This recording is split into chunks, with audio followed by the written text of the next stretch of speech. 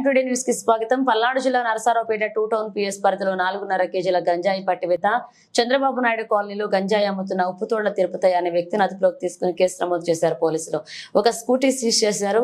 Students మరియు rickshaw నడుపుతున్న వారికి గంజాయి అమ్ముతున్నట్లుగా గుర్తించారు. విశాఖపట్నం నుండి తెచ్చి నరసరావుపేటలో గంజాయి అమ్ముతున్న ఉప్పుతోళ్ల తిరుపతి మీడియా సమావేశంలో వివరాలు వెల్లడించారు Narasaraopet DSP Nageswararao.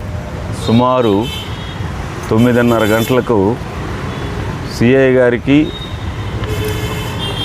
2 town CI and ఎస్ఐస్కి రాబడిన సమాచారం మేరకు చంద్రబాబు నాయుడు కాలనీకి ఉప్పుతోళ్ల తిరుపతయ్య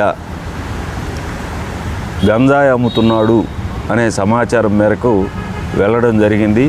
అక్కడ వెళ్ళి చెక్ చేయగా ఒక స్కూటీలో అతను దాదాపు సుమారు 4.5 కేజీల గంజాయిని అతను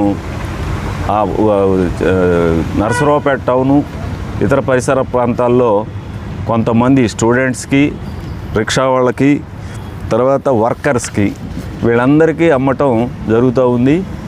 వీళ్ళని కస్టడీలో తీసుకొని విచారించగా ఇతను వైజాగ్ వెళ్ళి వైజాగ్లో కొంతమంది కాంట్రాక్ట్ చేసి అక్కడి నుంచి తీసుకొచ్చి గత 3-4 సంవత్సరాల నుంచి అమ్ముతున్నట్టు సమాచారం ఉంది. అదేవిధంగా ఇతని పైన మూడు కేసులు ఆల్రెడీ రిజిస్టర్ అయి ఉన్నాయి గంజాయి పైన. ఇదే విధంగా మన నరసరావుపేట టౌన్లో గాంజా విరివిగా ఉందని సమాచారం వస్తూ ఉంది. ఇప్పటికే 2 టౌన్ సిఐ గారు 14 కేజీలు గతంలో ఒక బ్యాచ్ను పట్టుకోవడం జరిగింది. ఇప్పుడు ఈ బ్యాచ్ను పట్టుకున్నాం. ఇంకా చాలా సమాచారం ఉంది.